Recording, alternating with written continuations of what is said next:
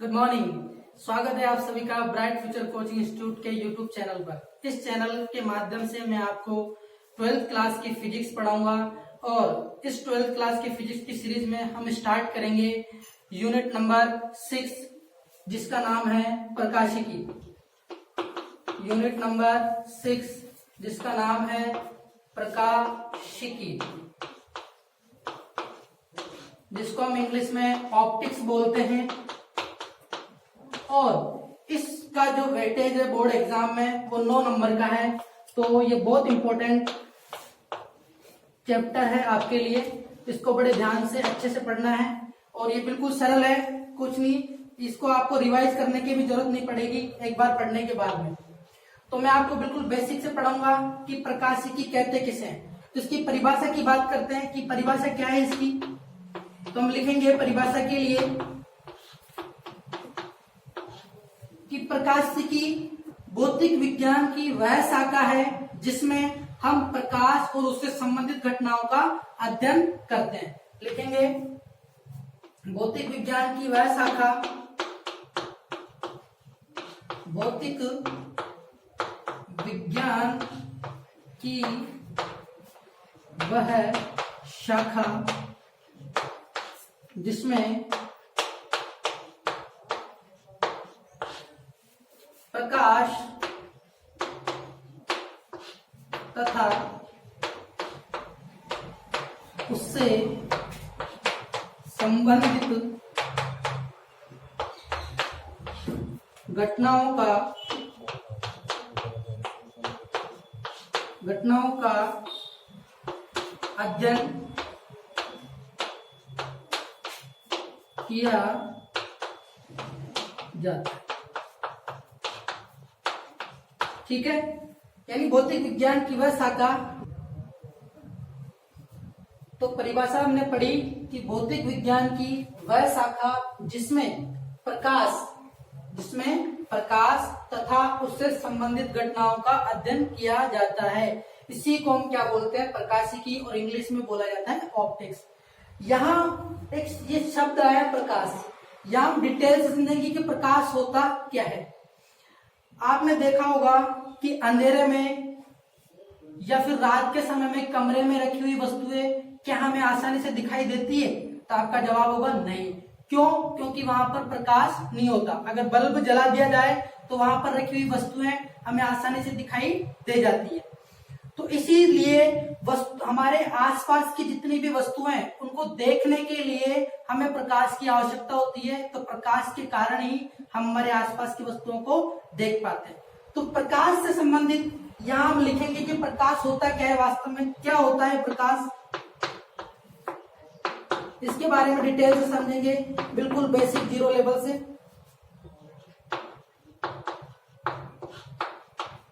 ठीक है, तो प्रकाश जो हमारी पृथ्वी है उसके ऊपर जो प्रकाश का मुख्य स्रोत है वो क्या है, सूर्य। तो इसके लिए पहला पॉइंट हम लिख सकते हैं कि पृथ्वी पर प्रकाश का मुख्य स्रोत सूर्य है। ठीक है, अब सूर्य से आने वाली जितनी भी प्रकाश किरणें हैं, सूर्य से आने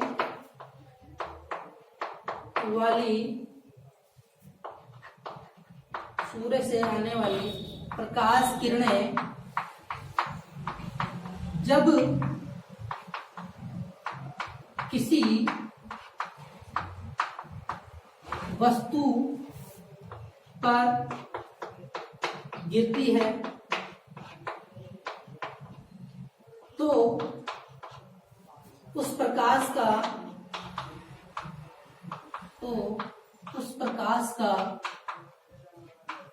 कुछ भाग अवशोषित हो जाता है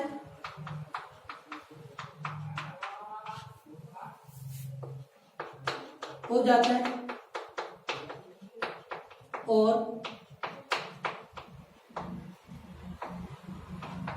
कुछ भाग परावर्तित हो ठीक है।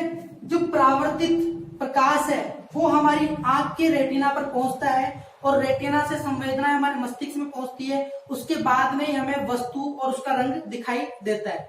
ठीक है, तो हमें वस्तु का रंग और ये देखने के लिए क्या जरूरी है?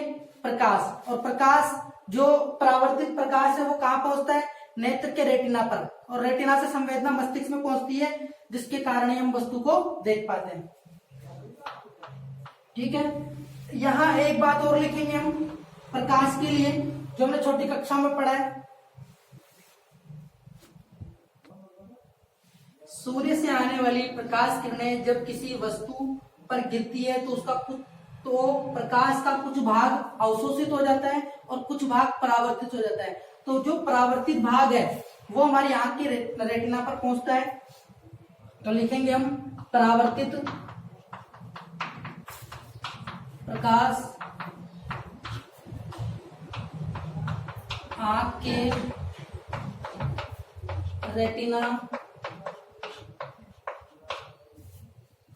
के रेटिना पर प्रतिबिंब बनाता है। आंख के रेटिना पर प्रतिबिंब बनाता है। यहां से संवेदना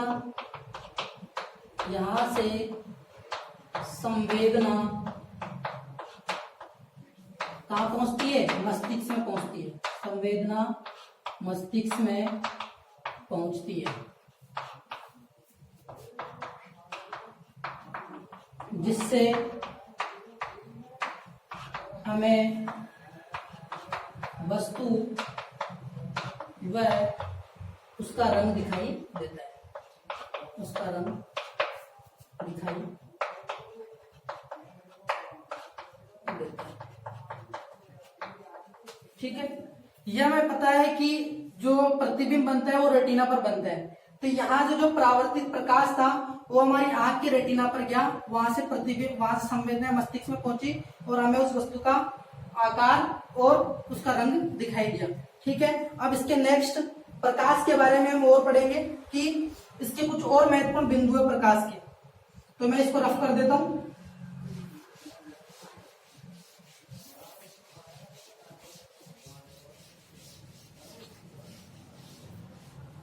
प्रकाश के लिए एक इंपॉर्टेंट लाइन ये है कि प्रकाश को हम सीधी सरल रेखा में गमन करते हुए मानते हैं, लेकिन वास्तव में ऐसा नहीं होता है। लेकिन प्रायोगिक प्रैक्टिकल करने के लिए हमें क्या करना पड़ता है? प्रकाश को एक सीधी सरल रेखा में गमन करते हुए मानना पड़ता है।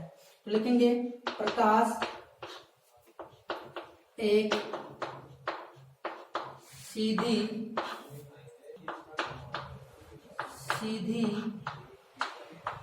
सरल रेखा में गमन करते हुए प्रतीत होता है। ठीक है, एक और, प्रकाश को हम ऊर्जा का एक रूप कह सकते हैं, जिसके कारण ही हमें आसपास की वस्तुएं दिखाई देती हैं।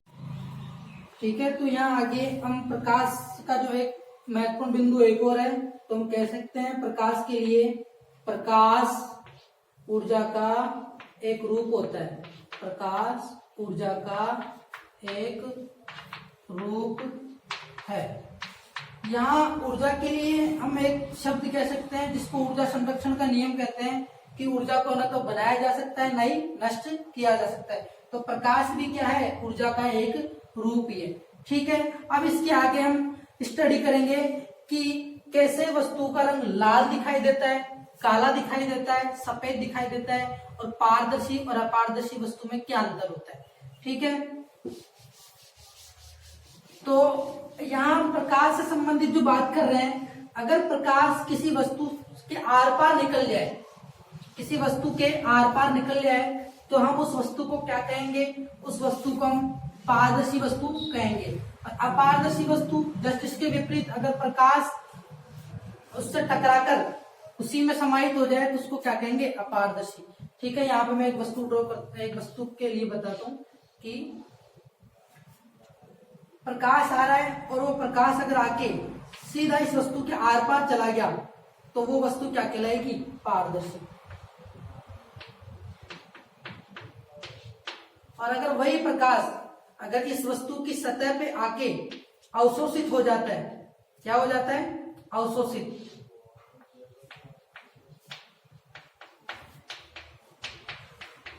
तो हमें कैसा रंग दिखाई देगा? काला।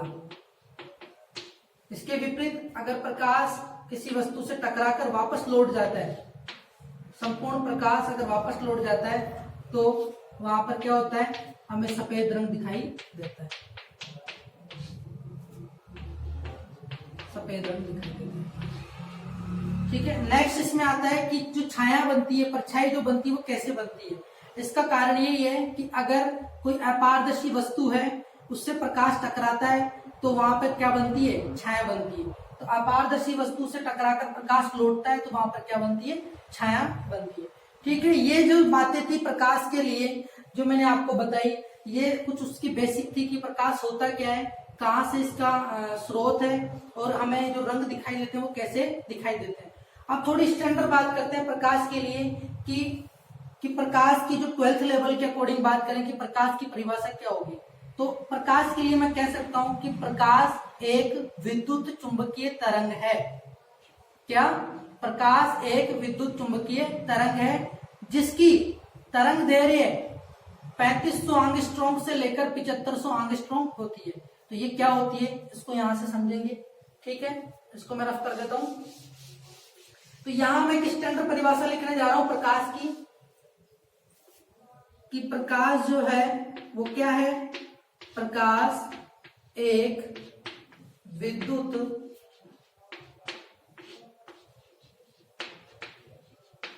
चुंबकीय तरंग है जिसकी तरंग दैर्ध्य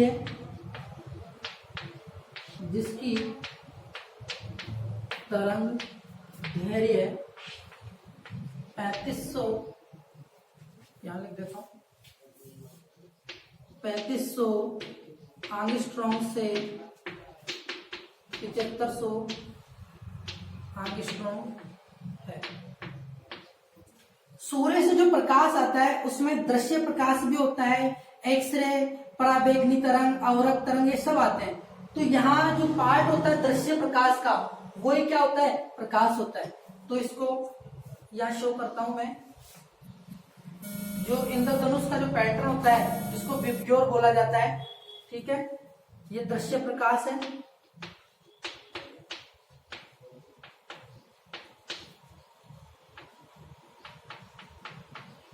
GYOR। तो ये बैंगनी है और ये लास्ट वाला कौन सा रंग है? लाल। तो बैंगनी की, तो हम इसका विद्युत चुंबकीय तरंग का स्पेक्ट्रम समझेंगे। उसमें क्या क्या आता है? जो सूर्य से जो प्रकाश आता है उसमें दृश्य प्रकाश भी होता है और पराबैंगनी क्षेत्र, अवरक्त क्षेत्र, वो सब आते हैं। तो उसको देखते हैं यहाँ इस चित्र से। दृश्य तरंग बोल दो या फिर दृश्य क्षेत्र बोल दो। दृश्य क्षेत्र में जो सूर्य से जो प्रकाश आता है वो 7 रंगों का होता है, जिसको अपन विबग्योर भी बोलते हैं और बेजानापी नाला हिंदी में बोला जाता है। तो विबग्योर पैटर्न जो है VIBGYOR। तो यहाँ समझेंगे कि ये जो बैंगनी रंग है, तो बैंगनी रंग के अगर हम इधर परे जाएंगे तो इसको बोलते हैं पराबैंगनी क्षेत्र। पराबैंगनी क्षेत्र, जिसको अल्ट्रावायलेट भी बोला जाता है। ठीक है, ये लाल रंग है। तो लाल रंग के अगर इधर जाएंगे तो इस वाला क्षेत्र, ये जो इधर का क्षेत्र वो क्या कहलाएगा? अवरक्त क्षेत्र। अवरक्त क्षेत्र, ये समझ में आया होगा। पराबैंगनी क्षेत्र इधर जाएंगे तो, और इधर अवरक्त क्षेत्र। हम बात कर रहे हैं ओनली प्रकाश की। तो कह सकते हैं ना प्रकाश को, क्योंकि दृश्य क्षेत्र में जो रंग दिखाई देते हैं वो प्रकाश के कारण दिखाई देते हैं और अलग अलग रंग दिखाई देते हैं। तो दृश्य क्षेत्र में जो ये है बैंगनी रंग, इसकी तरंग दैर्ध्य 3500 एंगस्ट्रॉम होती है और जो रेड रंग है उसकी तरंग दैर्ध्य सबसे ज्यादा होती है, वो है 7500 एंगस्ट्रॉम। अब यहाँ आपके कंफ्यूजन हो रहा होगा कि एंगस्ट्रॉम क्या होता है। तो यहाँ मैं आपको बता देता हूँ शॉर्ट में। एंगस्ट्रॉम का मतलब ये एक यूनिट है, यानी 1 एंगस्ट्रॉम इक्वल टू 10⁻⁻10 मीटर होता है। ये एक यूनिट होता है। ठीक है, तो दृश्य क्षेत्र में हमने देखा और हमने कहा कि प्रकाश एक विद्युत चुंबकीय तरंग होती है जिसकी तरंग दैर्घ्य 3500 एंगस्ट्रॉम से 7500 एंगस्ट्रॉम होती है। तो आप परिभाषा जो दोगे प्रकाश की ये दोगे, स्टैंडर्ड परिभाषा ये होगी।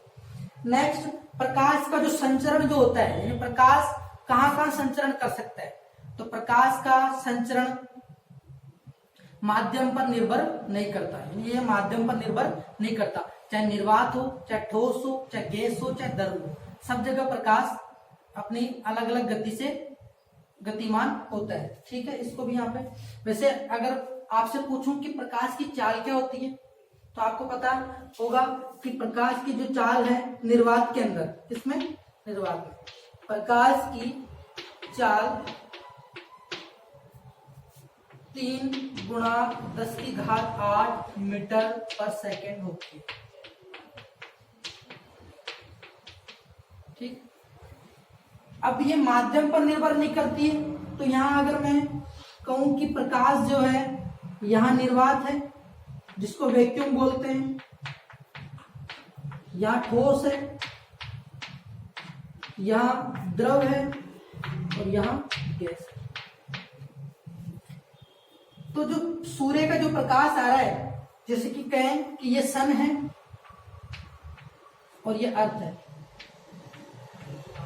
तो इनके बीच में क्या है, वैक्यूम ही तो है, निर्वात ही तो है, और सन से अर्थ तक जो प्रकाश आ रहा है तो निर्वात में गति कर रहे हैं, तो निर्वात में भी गति कर सकता है। ठीक है, यहाँ इसका जो वेग होता है निर्वात में, वो भी मैंने आपको बताया 3 × 10⁸ मीटर पर सेकंड होता है।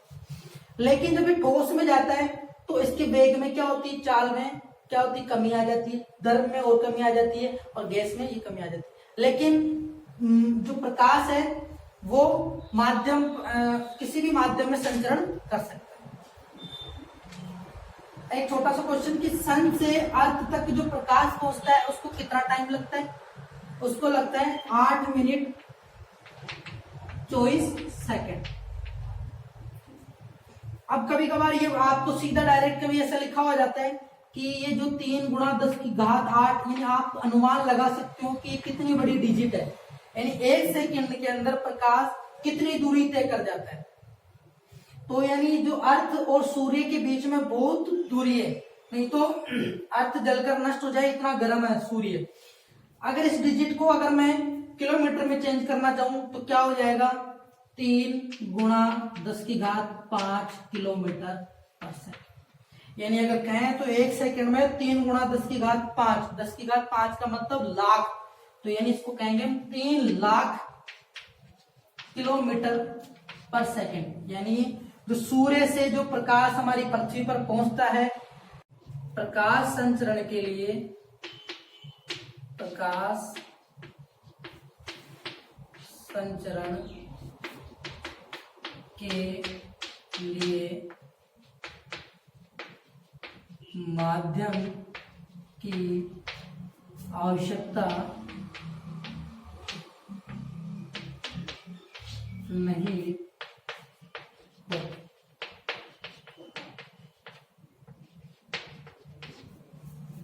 अलग अलग माध्यम में, अलग अलग माध्यम में प्रकाश की चाल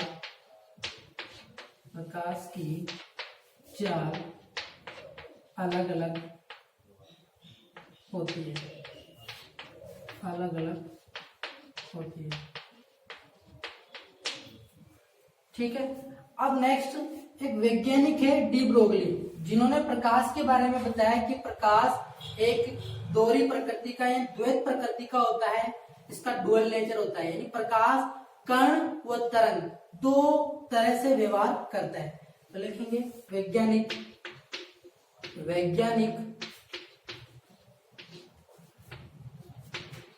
डी ब्रोगली के अनुसार प्रकाश द्वैत प्रकृति का होगा। द्वैत प्रकृति का मतलब डुअल नेचर, जिसको दोगला जैसे कहते हैं, द्वैत नेचर, यानी कभी कण की तरह कभी तरंग की तरह, द्वैत प्रकृति का होता है।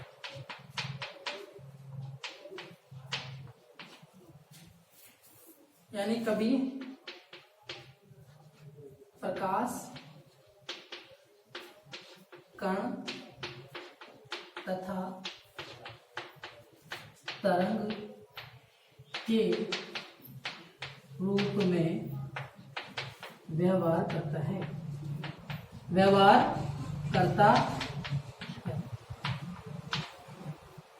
वैज्ञानिक डी ब्रोगली के अनुसार प्रकाश की कैसी प्रकृति होती है? द्वैत प्रकृति होती है। द्वैत प्रकृति का मतलब प्रकाश जो है कभी कण कभी तरंग की तरह व्यवहार करता है।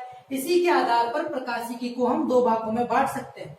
तो प्रकाशिकी को हम दो भागों में बांटेंगे, एक है किरण प्रकाशिकी और एक है तरंग प्रकाशिकी।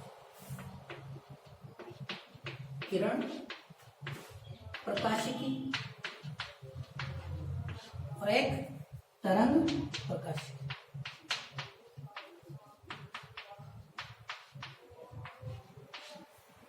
किरण प्रकाशिकी में जो प्रकाश होगा वो एक सीधी सरल रेखा में गमन करते हुए मानेंगे, और तरंग प्रकाशिकी में प्रकाश को हम एक तरंग के रूप में, ये तरंग की परिभाषा आप जानते होंगे। तरंग का मतलब विक्षोभ जो उत्पन्न होता है उसको हम क्या बोलते हैं? तरंग। तो तरंग प्रकाशिकी में तरंग के रूप में और किरण प्रकाशिकी में प्रकाश एक सीधी सरल रेखा में गमन करते हुए मानेंगे। तो अब नेक्स्ट हम किरण प्रकाशिकी के बारे में अध्ययन करेंगे अगली क्लास में, और इसमें किरण प्रकाशिकी में क्या क्या घटनाएं होती है, परावर्तन, समतल दर्पण से प्रतिबिंब का निर्माण होना, गोलीय दर्पण, ये सब इसके बारे में हम आगे नेक्स्ट लेक्चर में स्टडी करेंगे। और आप सभी से मेरा कहता हूं कि आप इस चैनल को लाइक, शेयर एंड सब्सक्राइब करें, जिससे कि आपके और दोस्तों को भी इसके बारे में जानकारी होए और आप फिजिक्स में अच्छे से पढ़ पाए। ठीक है।